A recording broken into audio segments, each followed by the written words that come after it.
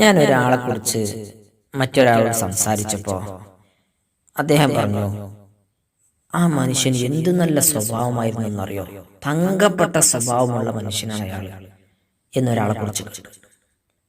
നിങ്ങൾക്ക് അങ്ങനെ നല്ല തങ്കപ്പെട്ട അടിപൊളി സ്വഭാവമുള്ള ആളായി മാറണം. ഒരാത്മീയമായ വഴിയുണ്ട്, അതാണ് പറയുന്നത്.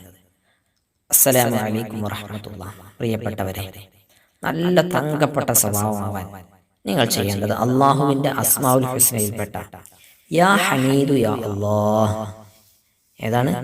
യാ ഹമീദു യാ അല്ലാഹ് എന്ന ഇസ്മ നിങ്ങളൊരു ദിവസം പരമാവധി തവണ ചൊല്ലിയിട്ട് അള്ളാഹുവിനോട് കരഞ്ഞു ദുആ ചെയ്യുക. ഈ ദുആഇന്റെ ബർക്കത്ത് കൊണ്ട് എനിക്ക് ഹുസ്നുൽ ഖുൽഖ്, സൽസ്വഭാവം നൽകണേ എന്ന്.